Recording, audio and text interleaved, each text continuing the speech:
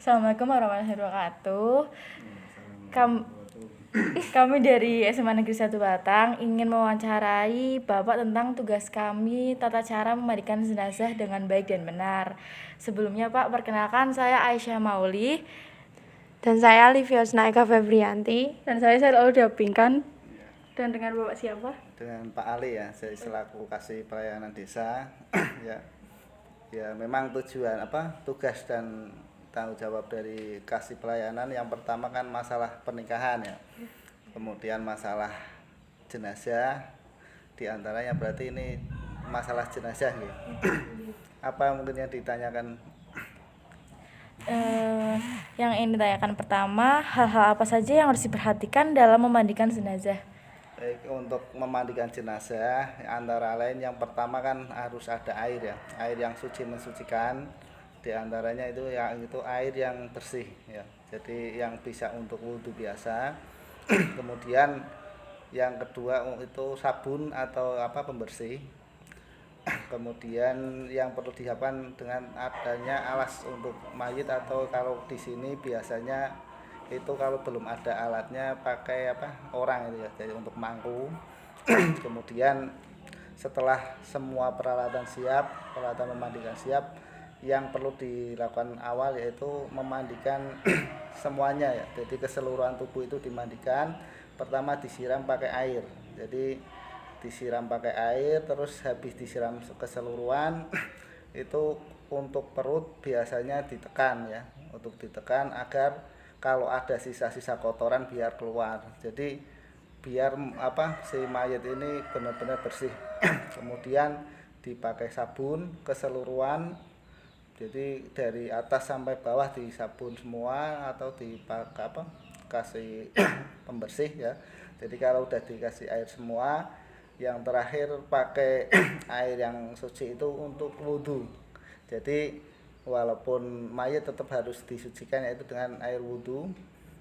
Kemudian dikasih air wudhu yang biasanya kalau itu kan dari kita ngasih wudhu itu seperti wudhu orang biasa, cuma kan dari kita sendiri yang karena mayat kan sudah suci termasuk.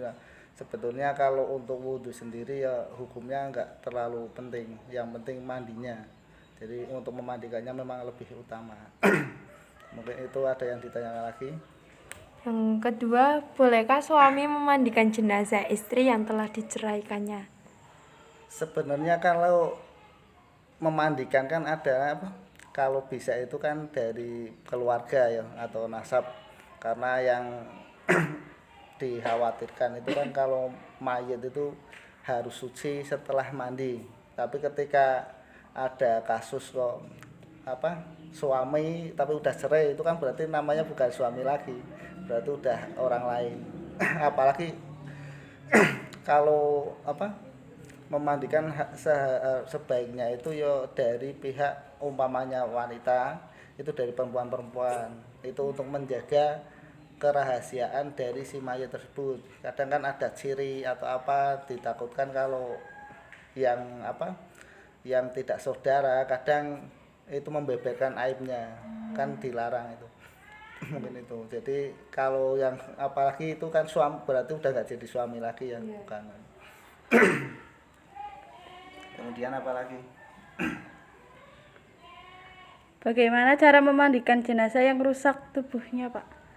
Jadi kalau memandikan yang rusak sebenarnya seperti yang kecelakaan itu ya, tidak perlu dimandikan juga tidak apa-apa.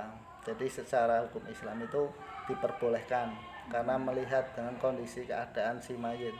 Tapi kalau memang kok masih rusaknya paling sedikit yaitu seperlunya saja. Jadi tidak harus bersih-bersih tidak usah, karena kan kalau mayit itu istilahnya harus pelan-pelan, karena ada di masyarakat kan jangan ganti usap ya, karena kena air aja sudah sakit gitu. Jadi biasanya kalau yang menangani mayit yang sudah rusak atau rusak parah seperti kecelakaan itu ya sebisanya aja, tidak usah terlalu di seperti yang harus sepenuhnya, enggak, tapi hanya perlu cukup istilahnya ya yang perlu-perlu saja mungkin itu. Siapa saja yang boleh memandikan jenazah sesuai syariat Islam? Dalam hal ini sebenarnya umpamanya yang laki-laki ya itu semua bisa, asalkan laki-laki ya. Kalau perempuan itu hanya nasab, kalau laki-laki juga, kalau yang perempuan nasabnya anaknya memandikan tidak masalah.